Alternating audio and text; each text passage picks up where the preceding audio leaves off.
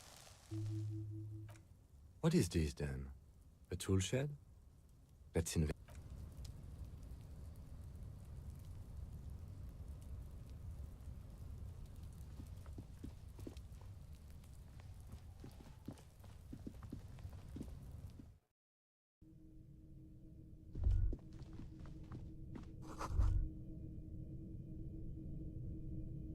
Be still, my beating heart.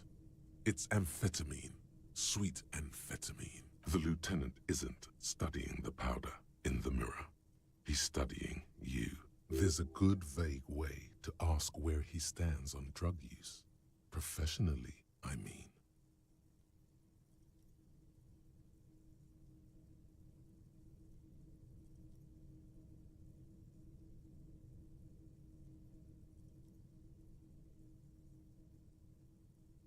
No, I'm just a regular detective, thank you very much. Perhaps not. This is below our pay grade, detective. However, see that ladder there? It's probably another way into the industrial harbor, no? A secret path the local kids use.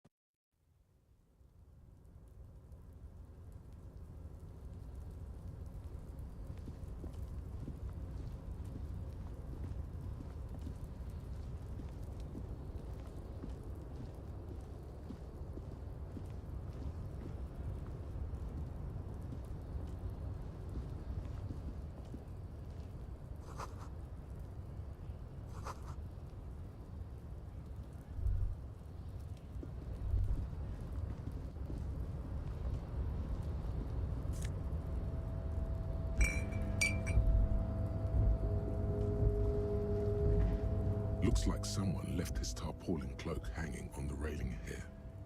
When the wind ruffles the cloak, you can most definitely see a white rectangle on its back. Yes, it's probably yours. It bears the RCM insignia, and you have a habit of being careless with your equipment. You could probably make the jump. You look like you've done some track and field in your day.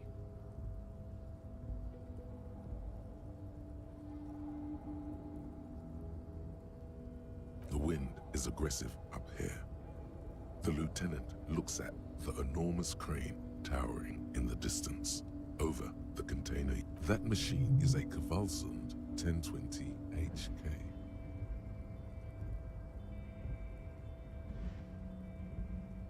Is it? Kvalsund makes a lot of heavy equipment, but this is phenomenal, but I digress. We were focusing on your cloak here. What are we doing? We're awfully close to breaking into the industrial harbor. They're bound to have information for us. I thought that was our intention. Or it could be that we are just exploring.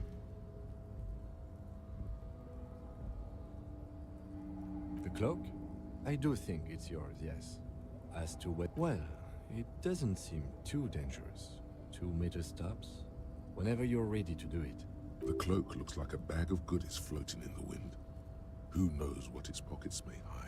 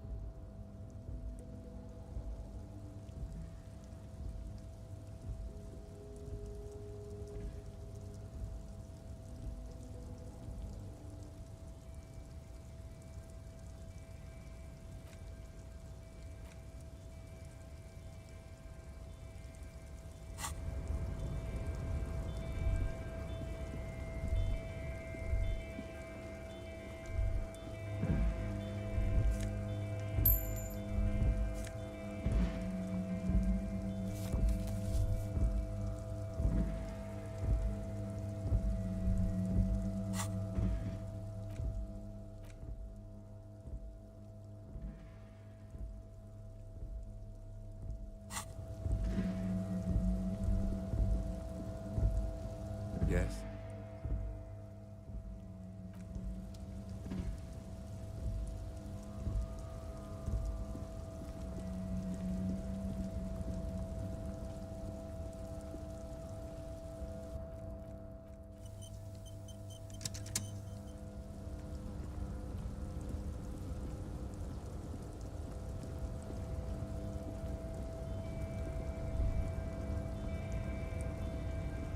A tarpaulin cloak with possible RCM markings is still caught on the railing.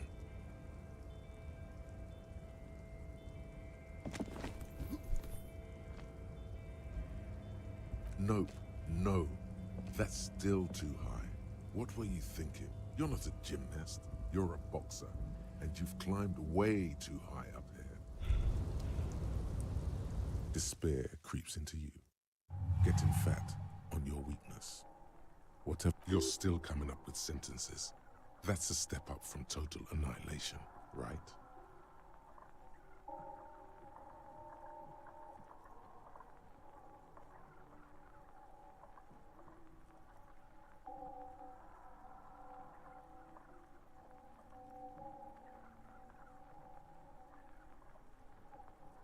Yes, it can be difficult to be on the receiving end of so much distrust and outright hatred.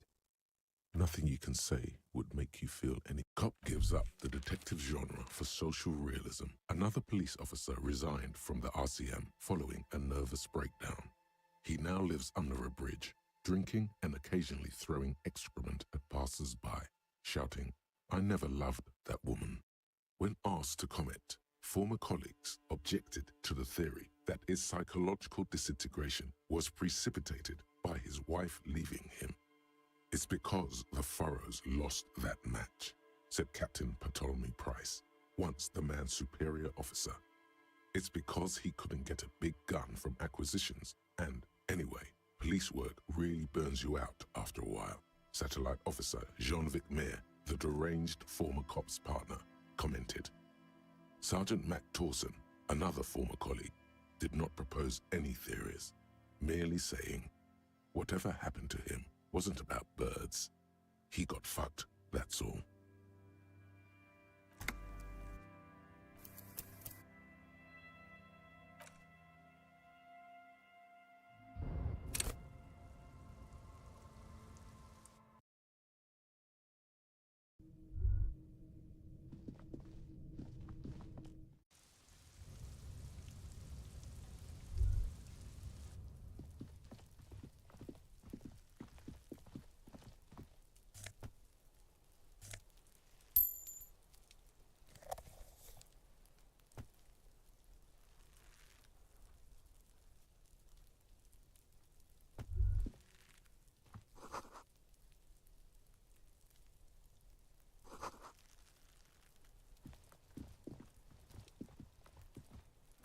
Kuno, the pig's getting Looks like it's time for me to go, Kuno. Pig's come to take me in. I'm going away for a long, long time, Kuno. What's going on there? Fuck are you trying to pull, pig?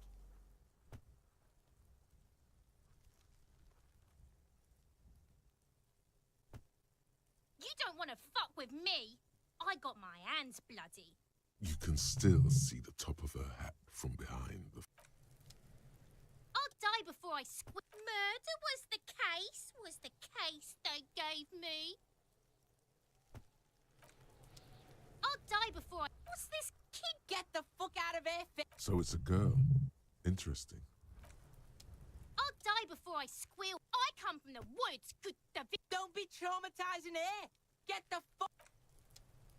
I'll die before I... Stay away from me.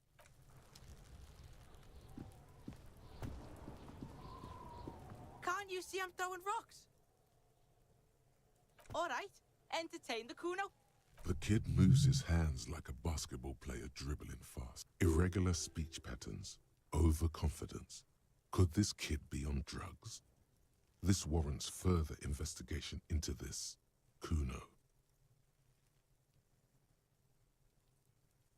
You found Kuno's secret door to Kuno's secret shack. It was closed for 5,000 years. How the fuck? Shit. Get the fuck out of here. You can't... He can't do that, Kuno. He trying to fuck at you. Pigs can't displace. Can't do that teleport shit. How did you like it in there, pig old boy? Kuno's got a lot of cool shit there, right? That's where Kuno gets his daily hit of electric. Kuno Shazam. Kuno rides the fucking lightning in there, pig. Bet you'd like to ride the lightning too, wouldn't you? You feel tired and old, but you could have that sparkle in your eyes. Is it? You got pretty fucked. Kuno's surprised you've still got your head after all that. Don't sweat it, drunk pig. Kuno will keep your nasty secrets. He's saying you climbed up there. He probably saw you do it. Yet, that conclusively explains how the coat got up there. Course you fucking can. How do you think Kuno made all the docky boys his gimps? Just gotta fly, pig.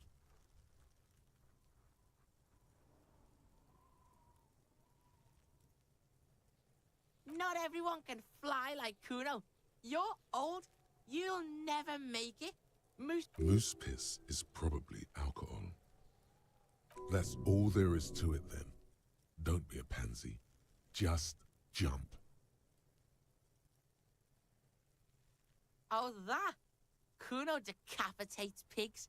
That's just a Kuno demo tape.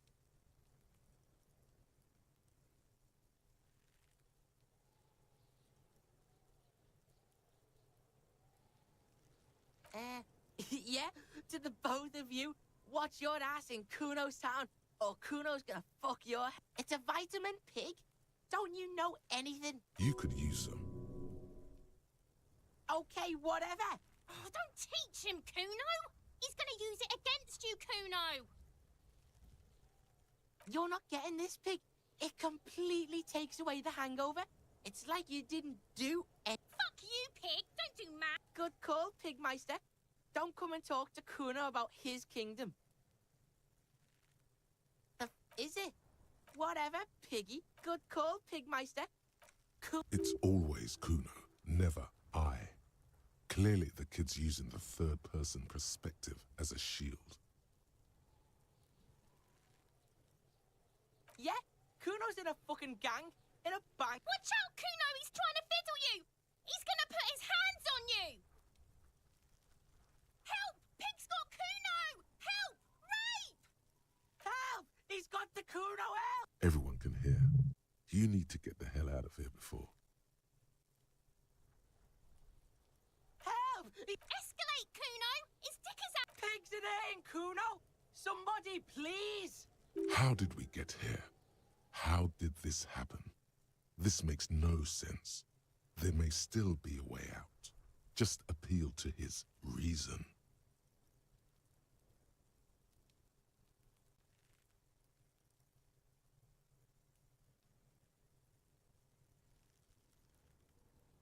Help! He's flashing, Kuno! No one? Help! The pig's gagging him! You put him up to this yourself when you decided. Listen to your friend.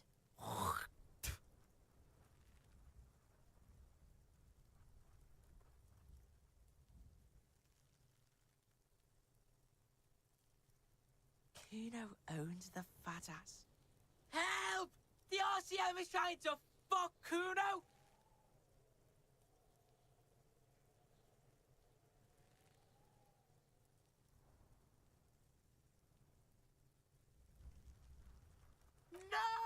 The nearly psychopathic way they could slip in and out of the act implies you're not the first victim. Fucking logical! Help! The logical pig is fiddling Kuno! Look. For emphasis, a ghost is saying this. A shit-eating psychopathic ghost with an ace up his sleeve. I know you wanted to hit me. You got that I'm gonna fuck that Kuno up look. The Kuno's dad gets. The murder look. The... Relax. He can't read your mind. He doesn't know you were thinking. There's a dead body, remember? That's what you were doing here. You're a cop on a case.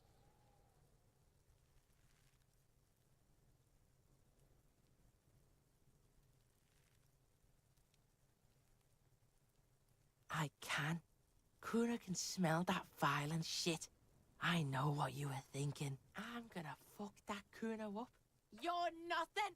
You're a joke! Kuno turned you into his prison, bitch! You're gonna be... No, you're not.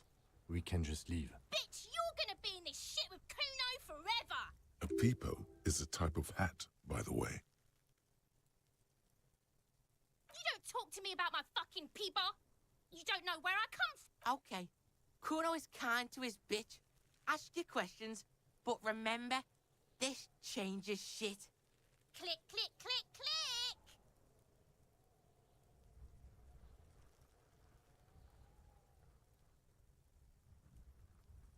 Shitload pig. What's your question? Don't tell the pig This is where you quickly ask him questions. Real cop questions, like a cop.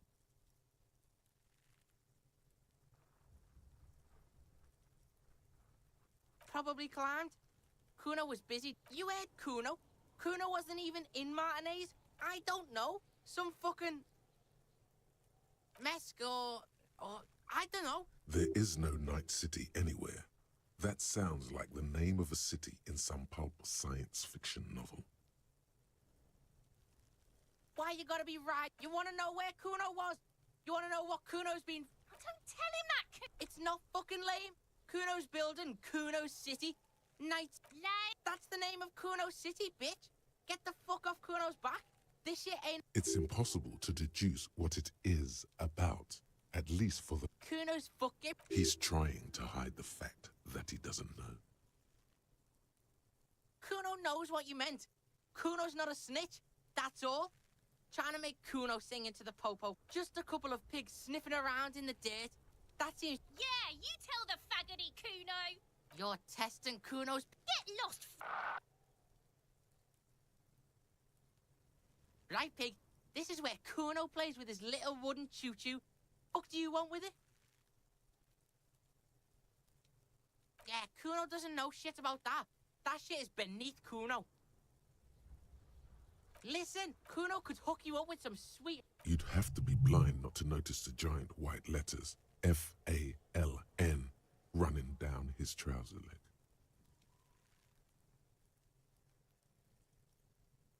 Look, Kuno ain't seen shit lying around.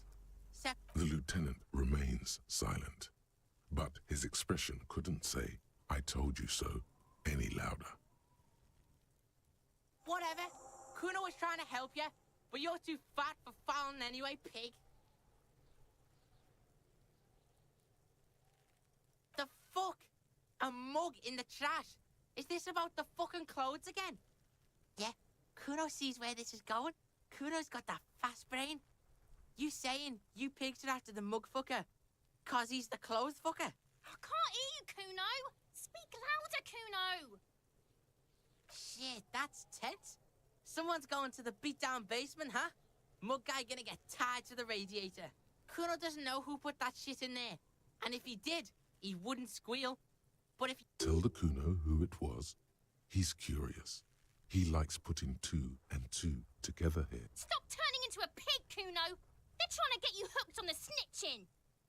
Get away from my Kuno. Yeah? Get your bacon shit away. Kuno doesn't like to be seen with the popo. Get your shit done and out of Kuno's face. Look at that fucking shit. Fuck does Kuno know? The lieutenant takes a quick note. It's a trap, Kuno! Don't climb it, Kuno! Dunno. Keep that guard. Kipped is a pejorative term used to describe people of South Seminese or Erie Uppergite descent. Yeah, that's what Kuno said. She couldn't handle the heat, so she took off. Kuno can take it. Shit's nothing. Look, Kuno doesn't explain shit. Yeah, her. What was she doing in the greenhouse in March anyway? What kind of gardening? Fish is sometimes used to fertilize the soil a few weeks before planting something. Maybe she was preparing the garden beds. Yes, it seems suspicious. You don't like things being like that. Yeah, whatever. Kuno doesn't give a shit. Yeah? The king... Yeah, whatever. The fuck about it? Your test... Get lost, Yeah, like a fucking volcano. You're lucky you didn't die there. Yeah. Kuno's got some advice for you. What are you? Like 80, right? Maybe you should stop embarrassing yourself in front. Perhaps you could compress this negative energy and turn it into some sort of a Kuno-fied non-vomiter.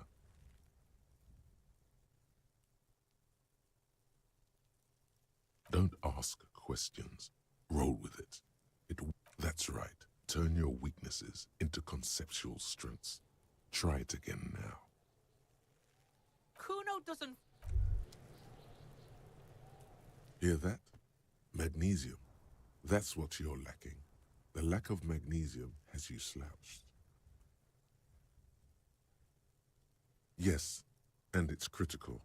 Look at you. You need to get so magged up. You've probably had 2 heart attacks and a minor stroke already. And the only prescription is insane amounts of magnesium. Yes, if you want to live, you need to evolve. You need to transcend the carbon barrier. Go to the apothecary and buy insane amounts of magnesium.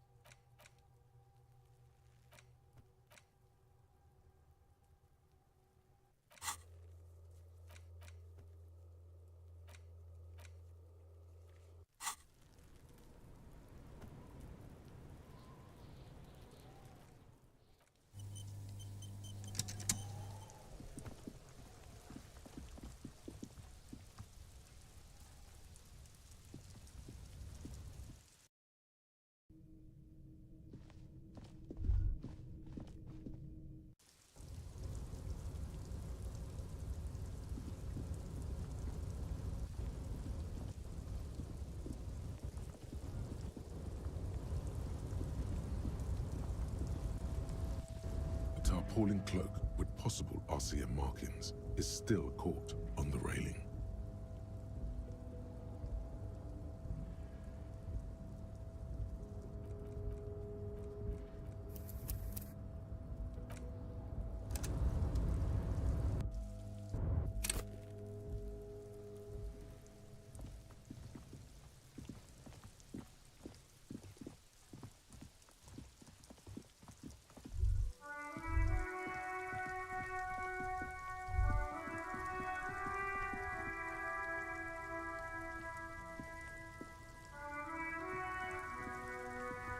The RCM in Martinez. What can I help you with? We don't see a lot of police around here, that's all. Of course. What can I help you with?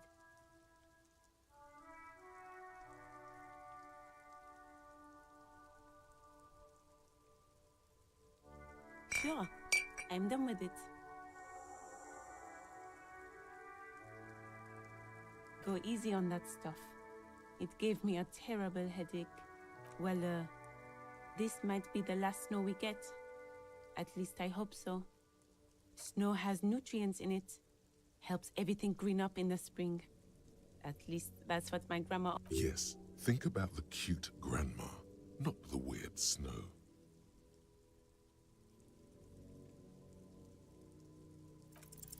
Stop looking at her. Look around. What do you see? That's right. And the canal, the bookstore, the harbor gates. This is a great vantage point for keeping an eye on you. No, of course not. I don't understand what this is about. The kid did this, right? The red-haired rat? Can't say a sentence without or kipped. He's always giving me trouble. Maybe you shouldn't be. I mean, you do your job, but that kid is beyond help. And he certainly won't help you. You've been resting here for quite a while, haven't you? Yes. I understand. The RCM isn't welcome here, and the locals want to keep an eye on it. There's silence, the smallest of smiles. That's okay, miss. Do what you have to do. I think we're done here. Let's go. Of course. If there's a corpse, Then you're going to need those gloves for the autopsy. Sure, keep them. I have another pair.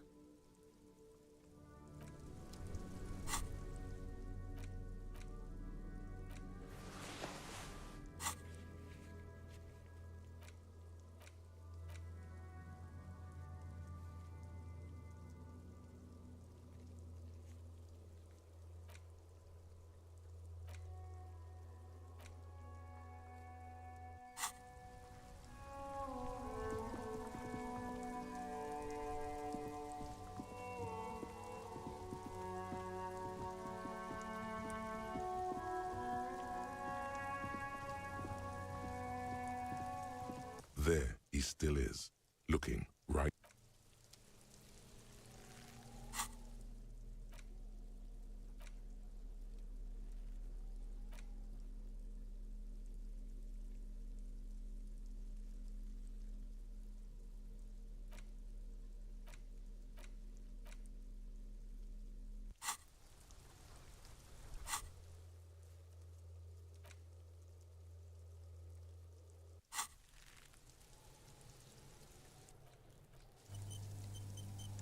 There he still is, looking right through you with his white eyes. The ammonia only makes it worse. The combination forces tears out of you. The second time, not so much. When the vomiting is done, your cheeks are wet with tears.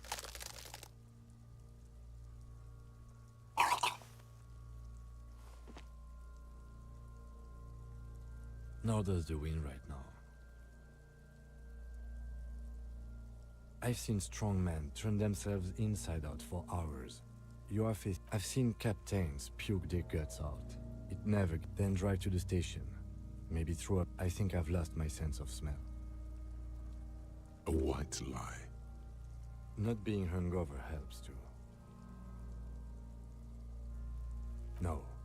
This is a two-man assignment. You need to get your shit together. We should go talk to the locals. Find something else to do while the wind changes. You've gained a thought. When this dialogue is over, go to your thought cabinet and internalize it for special bonuses. Give it half an hour. Get yourself together. Then come back and have another go.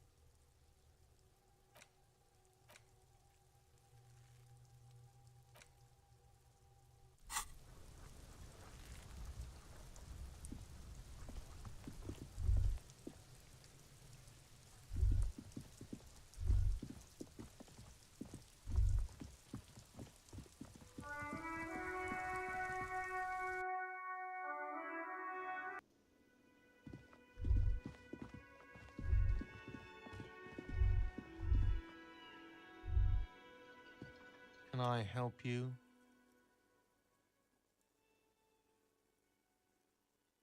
Thanks. I hope you found what you were looking for. How strange. I certainly didn't put them there.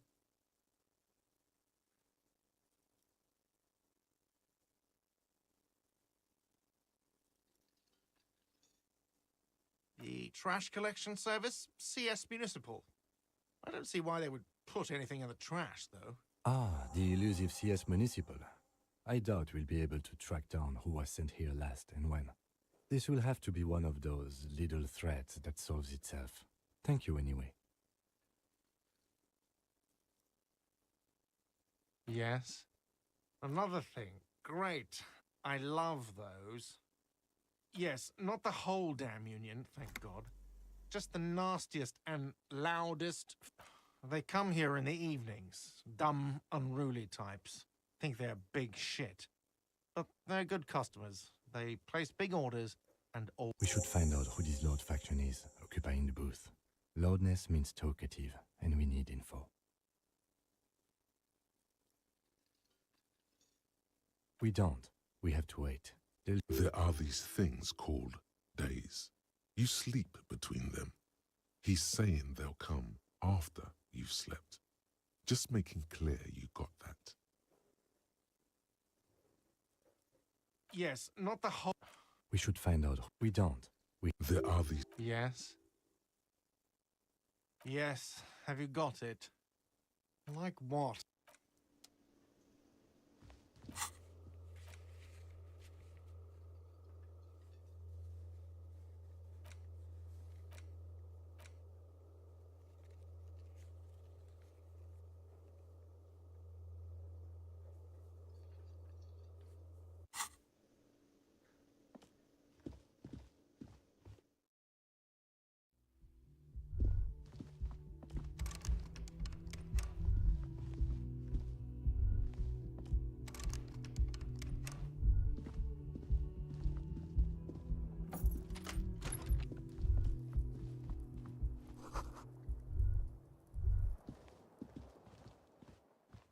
The bed is cold and not particularly inviting. The option to go to sleep becomes available every night after 9 p.m. This fan has 2 chain pull switches. One ends in a tiny... You swoop up and catch the tie. Snap. What you have in your hand is a truly hideous necktie with 4 or 5 different patterns. The knot reminds you of a noose.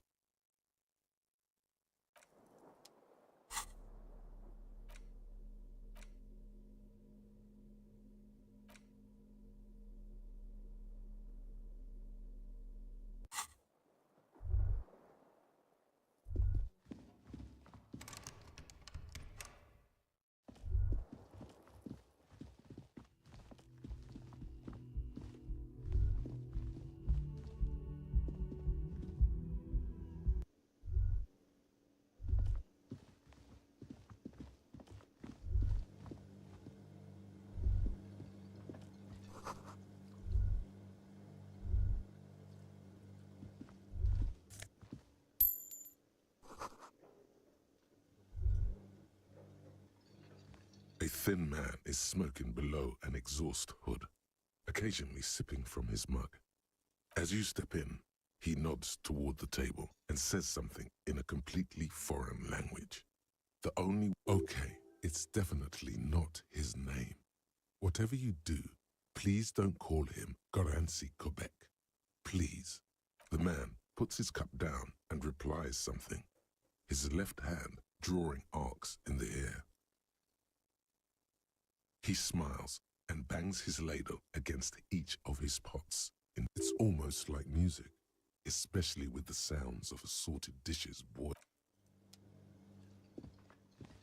You see a heavy steel door with a prominent dimple lock. It's painted blue. The cobalt blue surface feels rough to touch. Old cobalt paint, rough on the fingers. 40, 50. It leads to a side building. Adjacent. You do? It's a door in the back of the kitchen. Why do you care where it leads? The winch. Outside. In the backyard. Remember? No? Your fingers do.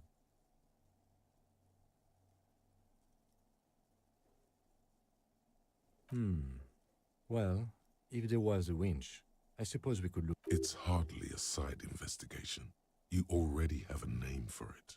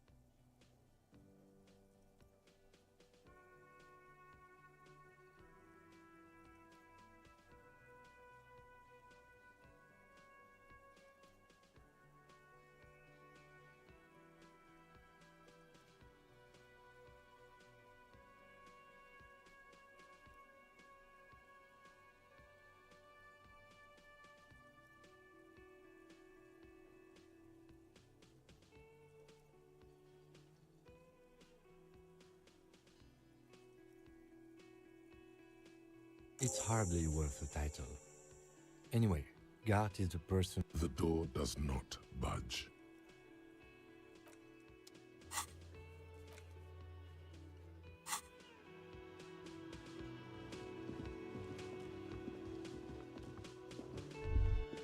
Can I help you?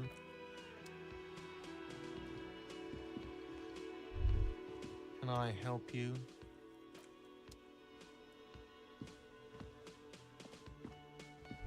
You should totally sing karaoke here, the first chance you get. Your emotions need to be expressed. People need to know your vast, oceanic soul.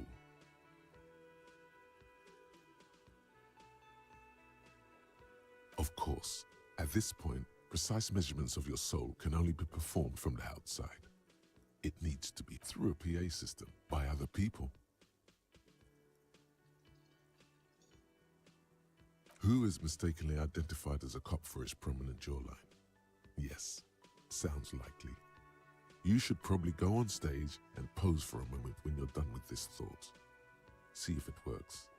You should sing the sad small church song from that tape you found. Thought it was obvious. Serves them right. Wipe that smirk off their face with your sad, tragic song. You would need another copy of the tape first, though. The one upstairs is destroyed.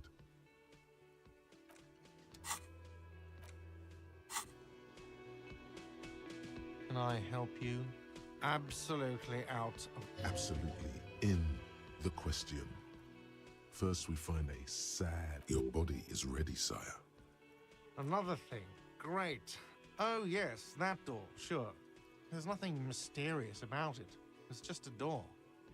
No, I don't have a key. I don't know how to get there. And I don't care either. It's not like I've been wondering about it for 10 years. It's just a frit warehouse, or some boring storage space with a bunch of old junk.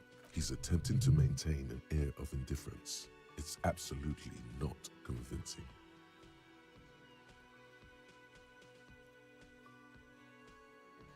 Fine, okay, a little. But my job doesn't leave me time for wondering about one locked door in one... So I haven't opened it. I have cleaned the whole place 100 times over, though, after the animals. And I haven't found a key, so good luck with that. Yes?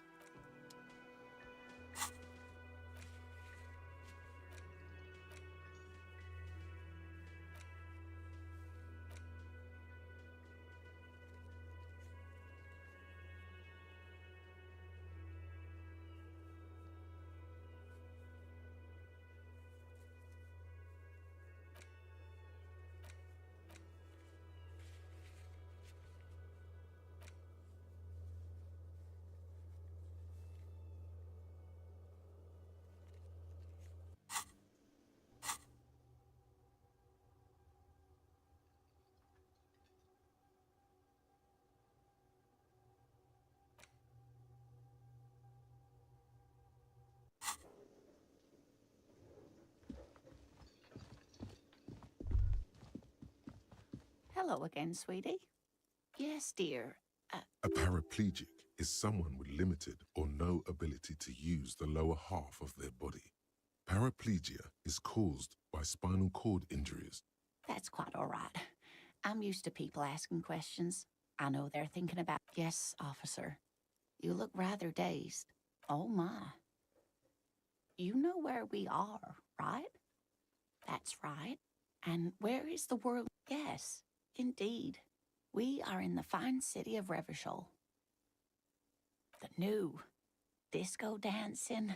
It seems like a life. Much has changed, but it is still the most beautiful city in the world.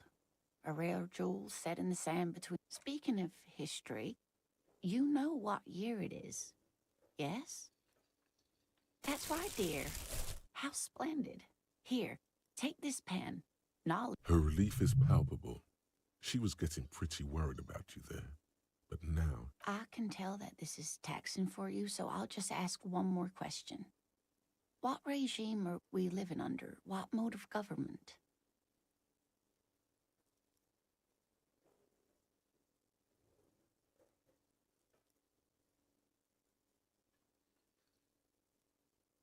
Oh, sweetie. It's really not. There used to be people who thought that way. Revachol is a zone of control led by an alliance of foreign powers called the Coalition. We have almost no government of our own, and certainly no dictatorship of the proletariat. But they still have cops. Oh dear. And you were doing so well. There aren't any cops in Revachol, not in the traditional sense. The status of law enforcement has been accomplished. But we should stop for today, sweetie. You look like you need a break. Besides, I'm not the best person to explain the big things. She's scared now. She's realized you really are brain damaged.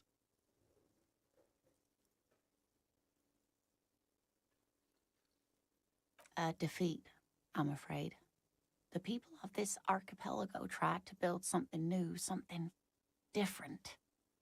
The rest of the world, it has something to do with everything. You were doing quite well up until the end there. It does look like you're having trouble remembering things. History and... A sigh. The lieutenant buries his nose. But maybe a fresh set of eyes is what the world needs, and someone more... No. I'm not an encyclopedia. I won't be a guide either. I'm a detective. Of course. Then I don't know. Someone rich, maybe? Wealthy people are educated. That's a good point. This doesn't look like Rich Central. Oh, sweetie, I heard your conversation with the manager about your financial troubles. When do you get... You must be joking.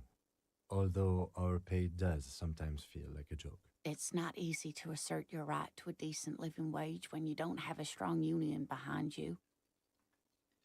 Interesting idea. This Everard sounds powerful. Maybe... Oh, no, I'm so sorry.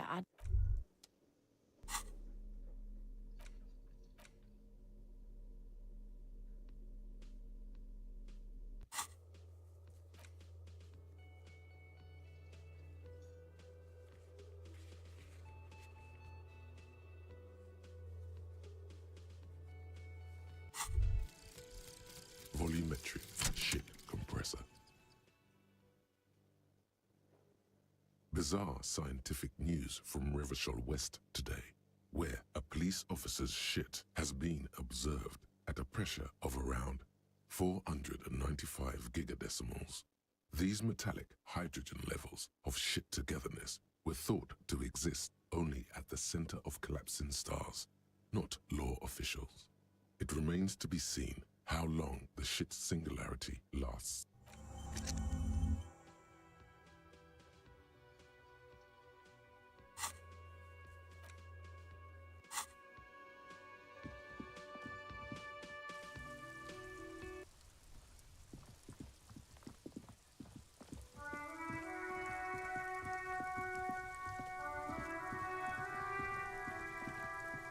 There he still is, looking right through you with his white eyes. The body below is entirely dedicated to that.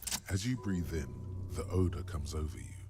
It's a spell of the mind telling you to run, and your stomach to wring itself empty. With your hands at your sides and your eyes, it's a puzzle. What's hanging in front of you is a puzzle of decaying flesh, tattoos, and tendons. They do after 7 days, yes. We are deep in decomposition. The man before you is naked, but for a pair of underpants and enamel boots. His skin is greenish, marbled with decaying veins, and blotched. The material appears to be ceramic. Its clean white stands in stark contrast to the decaying flesh above the knee. The man wore thick polymer socks, probably for padding. Delicate and fragile, they feel alien to the world around you, out of place somehow. These are clearly not boots. They're armor, possibly part of a larger set. Indeed. Technically speaking, these are sabatons, not boots. Oh, the lieutenant uses a memo technique, A6. That's not just any notebook. It's a classic. It's clearly some manner of super armor, or future armor. Super future armor? Ceramic plate. Zirconium dioxide, most likely. This is where the make would be. Under the hill. Fair weather. Fair weather model T500 VE. I'm guessing that's vitreous enamel. It is. It's expensive. We've requested similar material for our tactical units for years now. The constabularies deemed it too costly. In that time, we've lost 6 men to semi-automatics. For a full set, about 4 years of wages. For the northwest region of Revachol, an officer's average yearly income is 5,500 real, unadjusted for rank.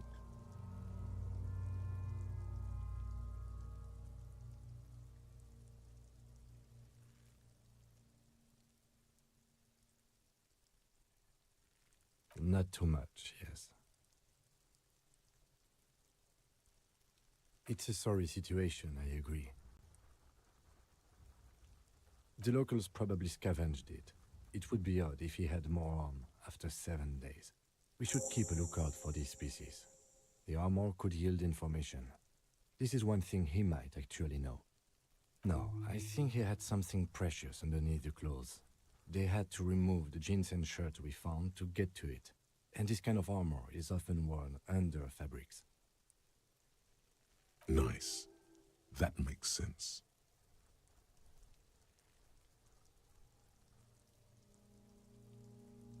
They usually hang them completely naked for that. La puta madre, the Mazda, the Besmerties and the like.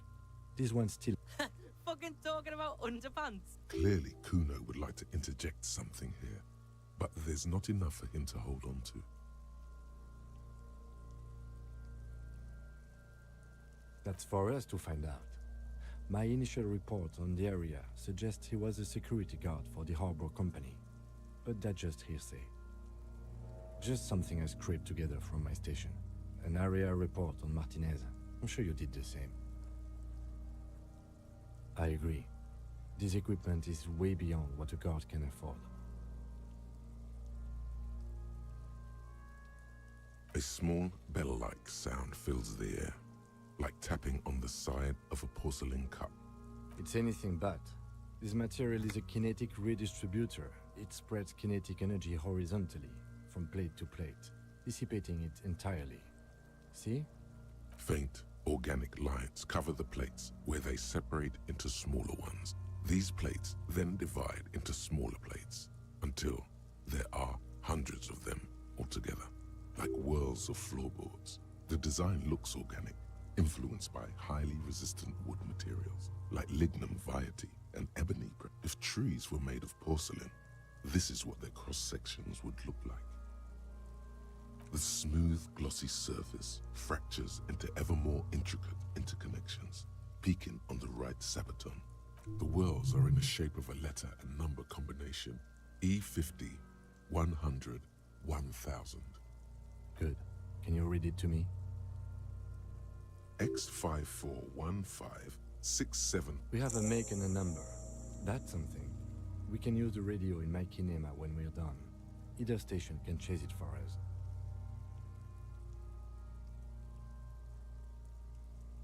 The cadaver slowly twists on the cup. The hangman's knot is pulled tight by the weight of the corpse below. This is a steel-reinforced cargo lashing belt, big brother of the regular cargo belt. It's used for tying cargo under 6-rotor airships. Airlifting. I thought it was used on lorries for strapping cargo to them. The local harbor uses 6 rotors to shuffle containers around. I get the sense they use whatever was on hand without paying much attention to not incriminating themselves.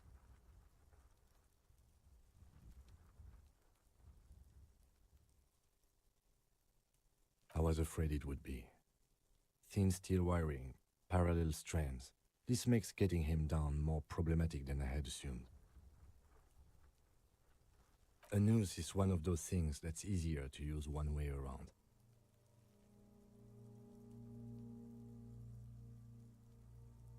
That ladder can't carry a grown man. I didn't see any splintering either, did you? I think they lassoed the branch, then pulled on the belt to close the buckle. Could be. The shape of the branch supports the theory. The brief suggested as much, politically motivated by the ongoing strike. Did you not get a briefing?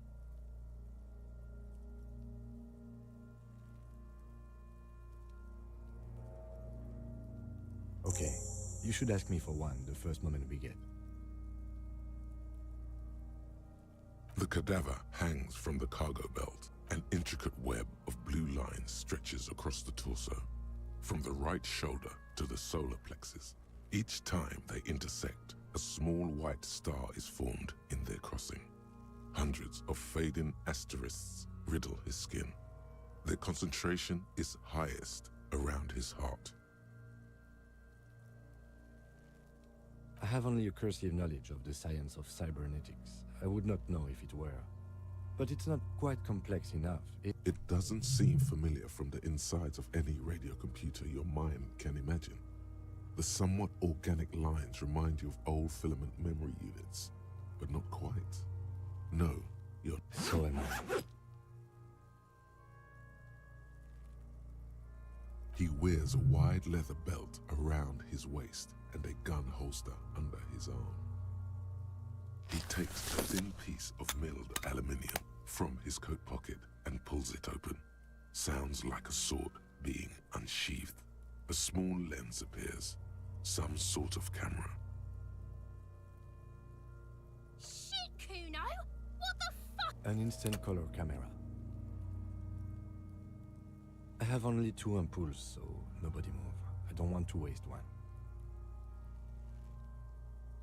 A sound, a shrill flash, followed by the breaking of a small ampoule of glass. In case we need it.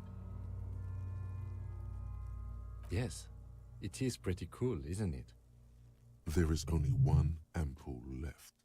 Use it. Contains insight to the victim's person. By his build, I'd say this was a man of physical violence. The story he wanted his body to tell was important to him. It is his letter, to us. Someone should decipher it. We'll need to show it around. Here, a souvenir. Don't lose it.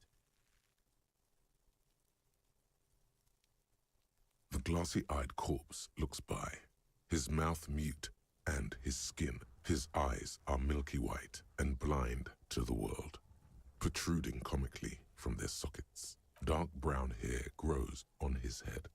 His face is ready to explode from the organic processes inside. The corpse is dead silent. Who is he? He is male, 40 to 50, with an athletic build. The corpse looks right through you as you distance yourself from its stench. As you narrow your eyes, this is a trick. You've done it before. Pink is where the blood settled in the first hours post-mortem. You can use it to... Only the lower extremities are pink with a dash of blue. I see it. His neck too. The lividity goes right up his chin. We have good, well-pronounced discoloration here.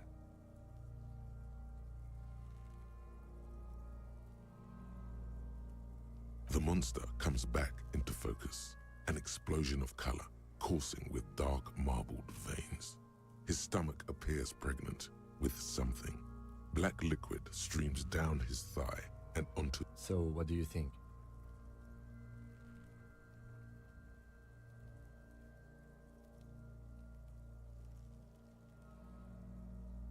A pool of blood and feces has eaten into the frozen mud below the man's feet. Purge liquid is dripping into it. The victim appears to have contained no more than half a kilogram of digestion at the time of death. The fuck he's saying? Talking about shit.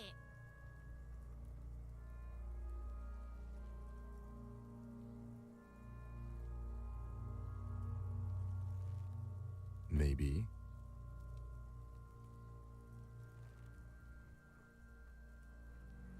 Agreed, especially on the neck. The belt acted like a tourniquet, keeping the blood in his head. The hypostasis supports a hanging.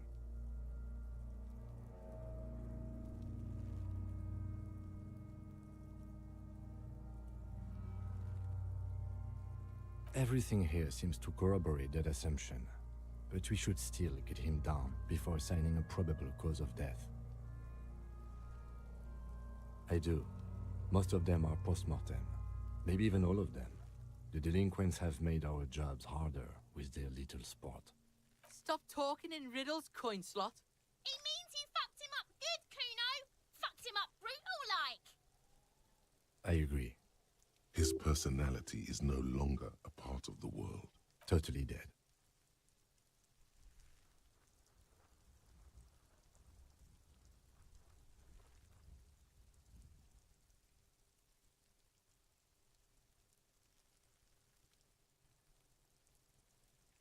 That sounds about right, yes. But there is no breath to catch. The material, delicate. These are clearly not boots. Indeed. Oh, the lieutenant uses a memo technique. It's all you, babe. Ceramic plate under the heel. The stench fills your nostrils. As you push downward, an ominous... Stop! Pig's gonna pull his head off. Brutal! You're going to pull his head off. Do it, homo! Yes, that's what I said. You'll compromise the coroner's case if you do. So... Indeed. From this angle, it does look like the neck isn't going to take much more. What are you trying to achieve anyway? Why are you hanging on to that boot?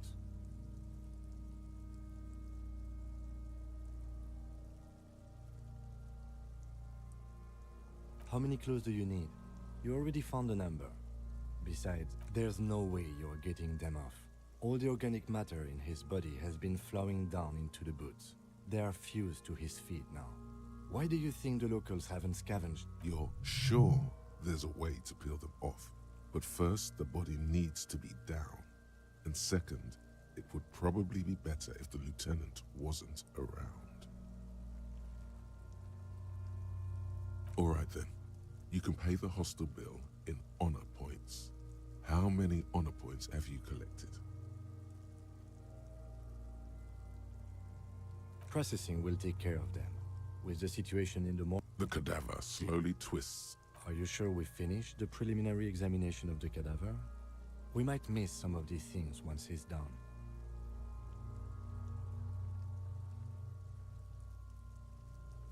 The cadaver slowly twists on the material. Delicate. These are clearly the cadaver. The hangman. This is airlifting.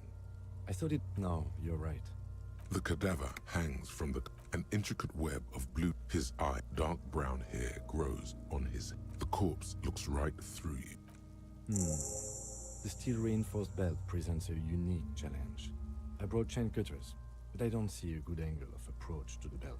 He doesn't actually think the challenge is unique. He thinks it's frustrating, annoying, and harder than he thought. The cadaver is a good 1.2 meters up.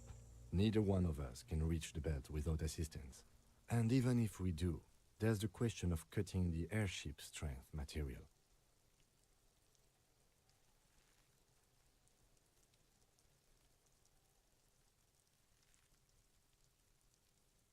Climb up there and saw the branch? There has to be a less risky way, with less falling down of trees.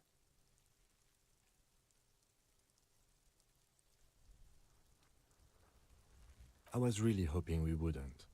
The Union appeared to be suspect in this case. It seemed... I would really prefer if there was another way. These people might have an agenda.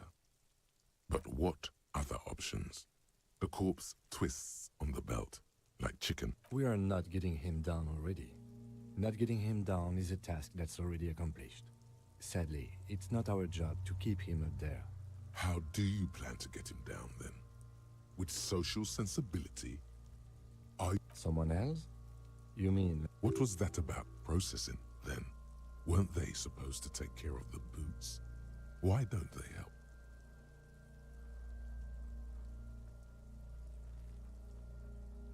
No. Think of the boys from processing as murderers. Only instead of people, they murder crime scenes. Processing is a wrecking crew. They know how to commission off items and how to work the incinerator in the morgue. I know it's hard, but I assure you, the others won't come to help us. And we have a growing sanitary concern here. We need to get him down, fast. Yeah! Bang bang time, pig! Shoot his head off! How? Where the buckle ties the rope to the branch. That's a good spot to aim. Where? Ah, yes, I see. If the shot hits that... Yeah, now we're talking. They'll miss! The pigs will miss, Kuno!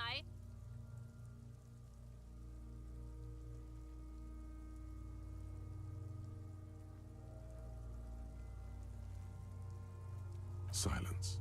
With his elbow sharp, the lieutenant and produces a lightweight firearm. He drops a paper cartridge in the barrel, separates the scouring stick, and gives the cartridge 5 tucks, securing it in place. That's a Kiel A9090 Armistice, mass-produced muzzle loader, ascetic, frugal, one of the most common. He then steps back and assumes the fellow's stess position, taking aim. The corner of his eye twitches. He's gonna fucking miss! The kid's voice is drowned in a shrill blast that echoes off the walls of the surrounding tenements. A cloud of smoke slowly parts in the air as... God damn it. A lot of things were wrong with that shot. The fellow Stess was the wrong choice. His shoulders are raised, but above all, he cannot trust his... Fucking idiot!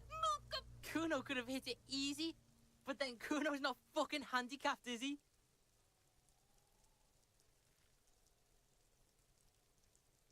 Kuno's sorry too. Kuno feels... The lieutenant doesn't say a word, just looks at the gun in his hand.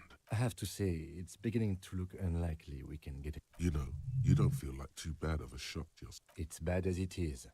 Us shooting firearms like punks. Go ahead. I'm not stopping you. Just don't lose it. This is the sorriest pair of pigs Kuno's ever... Yeah, take it, you fucking banana poika! The buckle comes into focus in your sights. You stand with your... Why don't you just shoot yourself in your mouth? At least you won't miss.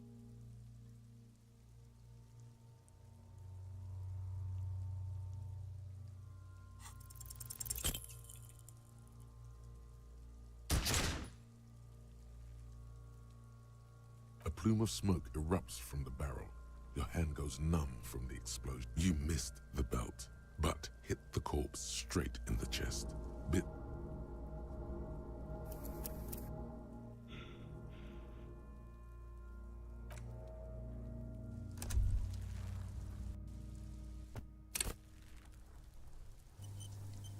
There he still is, looking right through you with his white eyes. The body below is...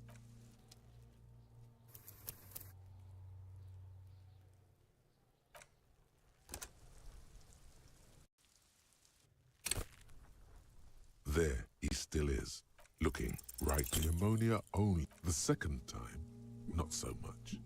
When the vomiting is done, your cheeks are wet with tears.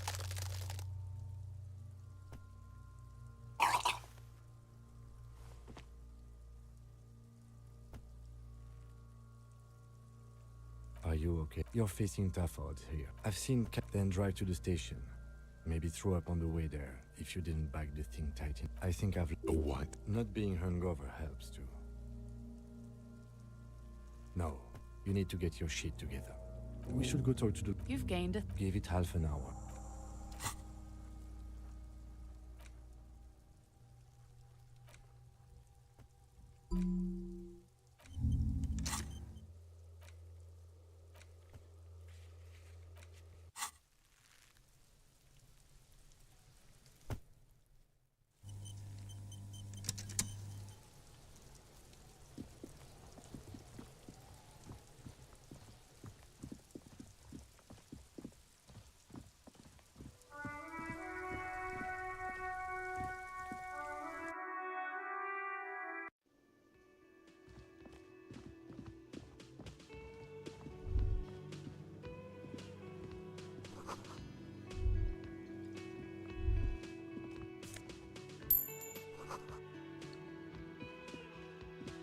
You see the old coat. It leads to the door.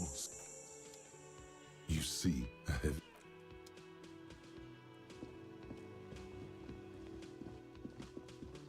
I help you?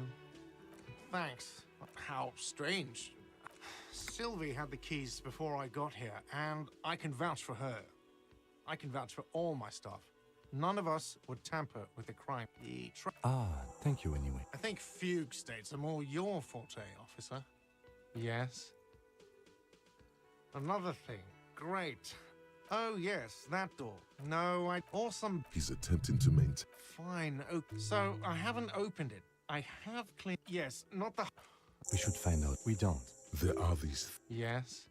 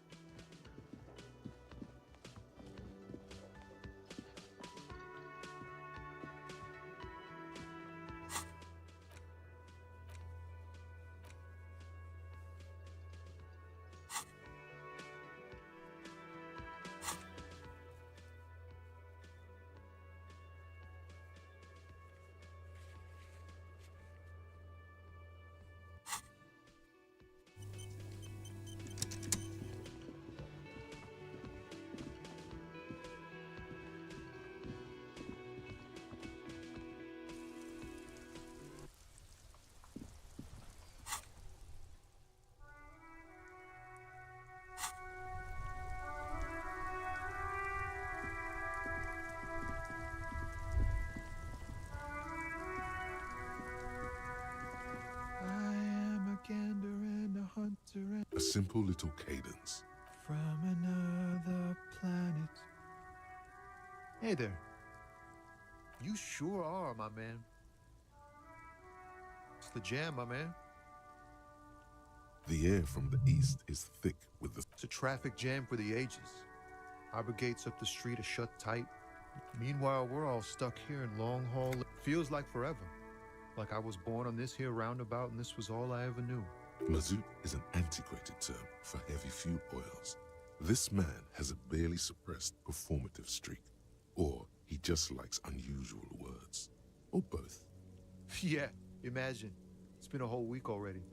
So tell me, what do you need?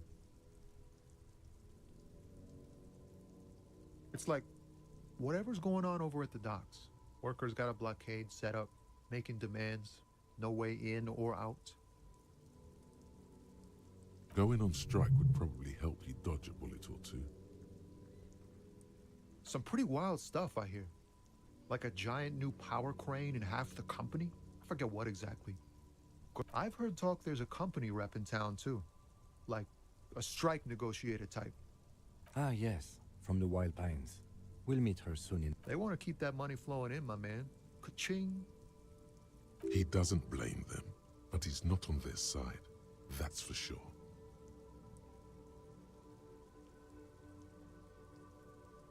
Maybe you should. Cops don't... The RCM is a self-managing organization that operates on donations. We promote our own leaders. Okay, but do continue. You were asking about the strike? Anything else? Us lorry drivers, camionneurs. You still hang around here waiting for this mess to end. Most have scurried off somewhere to get drunk or high. Or laid. Not that I blame them, really. Not my thing. Chasing transient pleasures is a drag these days. I prefer the examined life now. Thinking, reflecting, observing. He tries his best to look nonchalant, but there's a rigidity in him, as if trying to conceal something warm and deep beneath a cool exterior.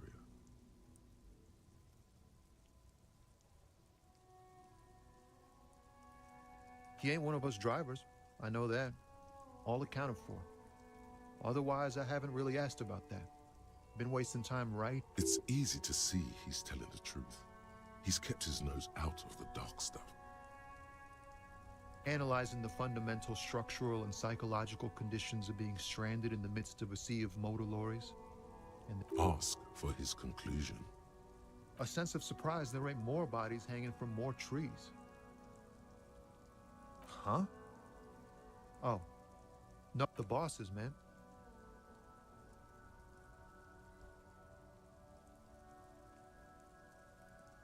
Yeah, it sure ain't good for me. Or you. I'd spare a coin or two for a city cop down in his luck.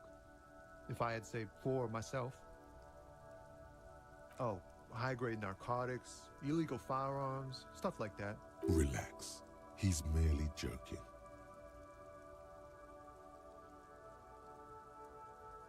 Ha! No, I'm joking, my man. Found runs a nice, clean business. This haul of cargo is mostly sporting goods. You know, they usually get shipped to Grad and the Occident. Though we've been making headway in the Il Moran market lately. We're pals and all, but I can't just freely hand out the merchandise. This rockin' beauty. Sure is, like a rash you can't get rid of. A motor lorry also... Good eye, my man. Yup, she's an old one, but reliable. Me and her spent a long time together. Not unless they've illegalized sports equipment while I was on the road. The man taps his fingers rhythmically against his arm. Don't be a stranger.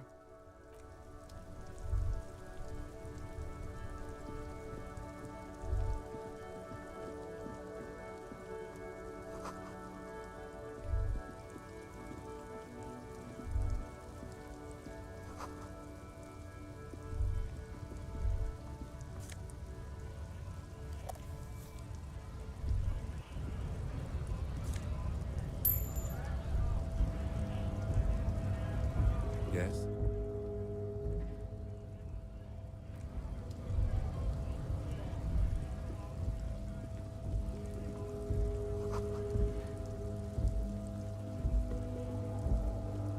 Welcome to Revachol.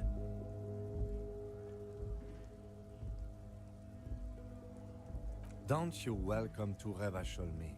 My grandfather came here from a 3,000-year-old racist isolationist culture, while your ancestors came to this island a mere 300 years ago. Every school of thought and government has failed in the city, but I love it nonetheless.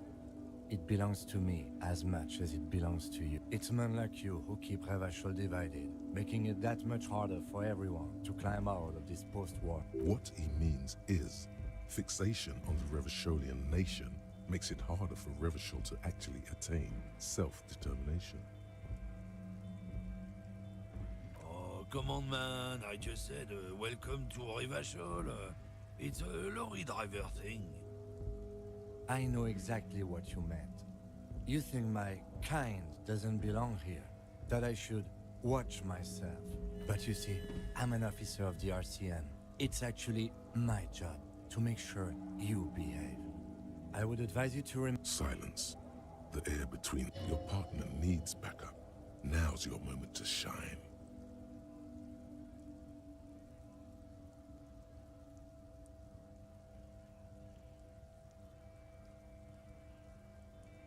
I haven't learned anything I didn't know before. The lieutenant exhales and resumes his regular calmness. Whatever you say, officers. He smells of heavy motor oils and his breath of high tar content cigarettes, probably Astra Whites. Oh man, that's great. Look at that guy go. God damn. Thanks for that, but no. He doesn't live in Martinez. Oh, not much anymore. I'm here to pick up the strike. Oh, they've been at it for a while. A month. Apples. Apples is exactly the kind of thing you'd say if you had something to hide. Yeah, apples. I take it you had other questions. It's about biological determinism, natural law, the sorting of the races. Not the most popular topic nowadays, with a coalition in charge and all. You might want to change the topic. That is, bury your head under the sand like common sheep. People who've studied these things say that you and me are superior by design. So, naturally, we Occidentals should be in charge. Obviously, you can see the merits in that. Open your eyes. Haven't you noticed something different lately? An unfortunate downturn, maybe? Huh? When members of the problem? The damn Kips are showing a real good game lately. Same with the mosquitoes. Cultural victory? What is this then? It's what the kips of Boogie Street are going for, right under our noses. And the others too, on the radio. Heard any chansons lately? Heard any mojitos or leader? No, it's true. Also, you need to realize the dangers of mixing races. Who knows what might happen if people don't stay in their birthplace? You might end up with a new sub. Go right ahead. Lieutenant Kisaragi's stern expression remains unchanged. Not a lot of moral fiber on this one yet, he thinks, wriggled out of it.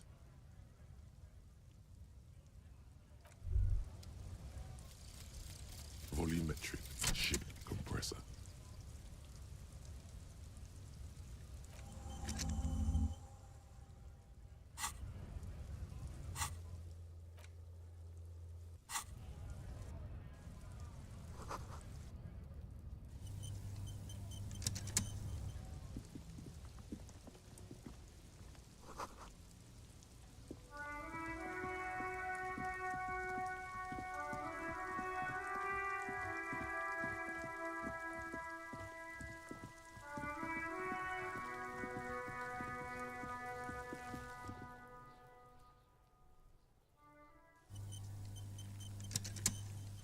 There he still is, looking ha ha ha. Again, the corpse laughs at you. Every time it happens, it gets worse and worse. There's nothing more to throw up now. All that's left is crying and convulsing dryly at the same time.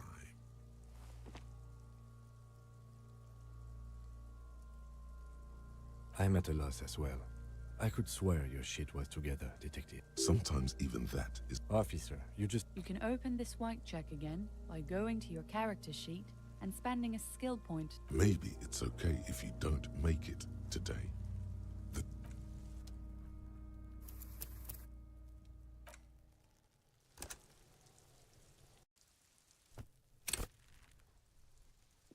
There he still is, looking. As you breathe in, it's a puzzle. What's hanging? Did you... The man before you, the material. These are clearly not... Indeed. Oh, it's clear. Ceramic under the heel. The look we should keep... No, I... Nice. They... Clearly, Kuno, a small bell. It's any... Faint like wood. If true, the whirls are in the shape of... Good. X54. We have a make and a number. That's for us to find out. Just something as... I agree. This equipment is way beyond what a guard can afford. The stench. Stop! Pig's gonna... Brutal! What's wrong? I don't know, baby. Officer, if I may ask, what were you trying to achieve by putting on the deceased foot? The cadaver slowly... The hangman's knot is pulled tight. This is a... Airlifting. The local harbor uses 6 rotors to... The brief suggested as much. Politically motivated by the... Okay, you should... I was afraid it would be. A noose is... That ladder... Could be. The cadaver, an intricate web. A map of... As if... So am I. He wears a wide leather belt around his... He takes a thin piece... That you get... Triggered. Shit, Kuno! What the fuck is... An instant color camera. I have only 2 ampoules, so nobody move. I don't want to waste... A sound.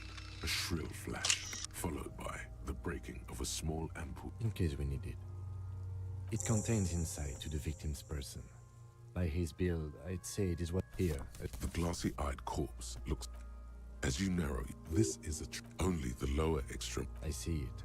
The monster. So, what do you think? I agree. His personality. Totally dead. That sounds about right. Agreed. Everything here seems to corrupt the pool of the victim. The fuck? Talking about shit. Maybe. I do. Stop talk. He means you fucked him up. But there is no breath. His dark brown hair grows on his head. The corpse. Who is he? The corpse looks right through you. Are you sure we finished the preliminary examination of the cadaver? We might... He doesn't actually... The cadaver is a good 1.2 meters up. Someone else? You mean, like... Sadly, yes. I know it's hard. Climb up there and... There has to be a... We are not... How do you plan to get him down, then? With social sensibility? Yeah! How? Where the buckle ties the rope to the branch. That's a... Where? Yeah. They'll miss. The pigs will miss, Kuno. The lieutenant's brow is furrowed. He appears too deep in concentration to even notice what you said.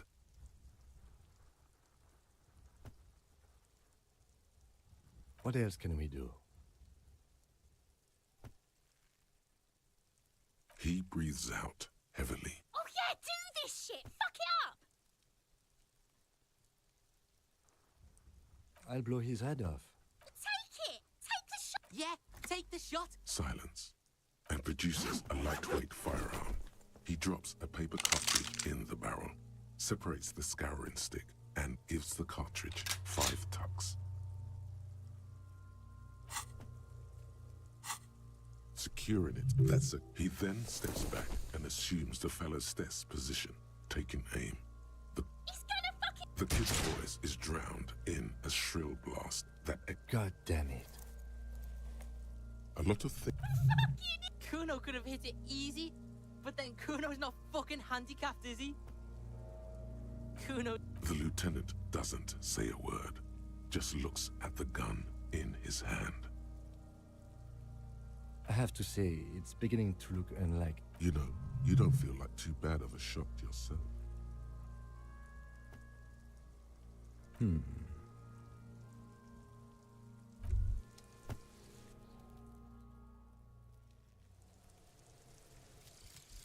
Magnesium-based life form.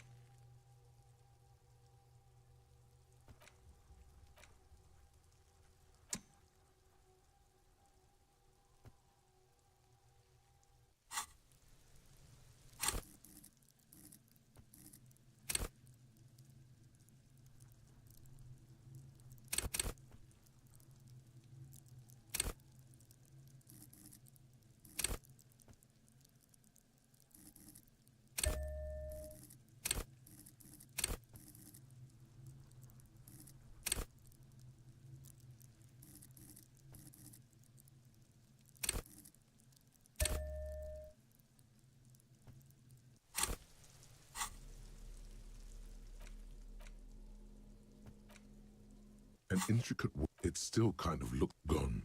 For you, someone. The man before you is... Yes, we do. It's bad. Go ahead. This is the so... Yeah, take it, you fucking banana boy! The cold you've held. The fuck are you wait... The buckle. Why don't you just shoot yourself in your mouth? At least you won't miss.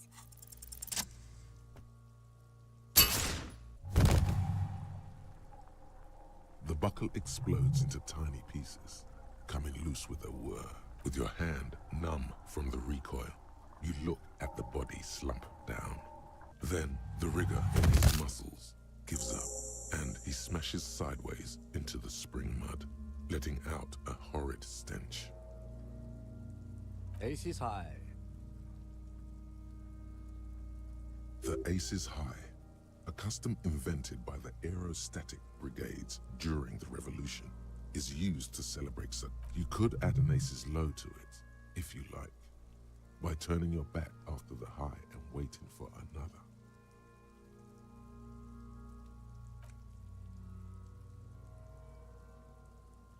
The high arrives with a sharp slap.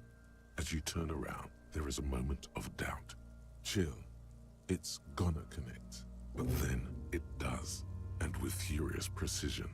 The lieutenant is not one to leave an Ace's Low hanging. I knew these guys were...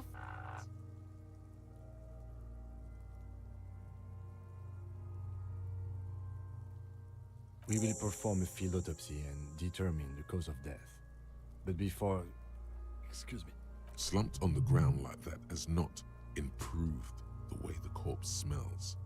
The fall seems to have released something deep inside. It looks like I feel like taking a break from the stench. I'm sorry to interrupt the jubilations here. Just a little breather before we do the autopsy. In the meantime, We should try to interview Evrard Clare, the leader of the Union. Harbor property was clearly used in the hanging. The harbor just east of here. Or we could ask around for the representative of the logistics company. My initial information... You could ask the gardener for directions. Yes. And those were the interviewees.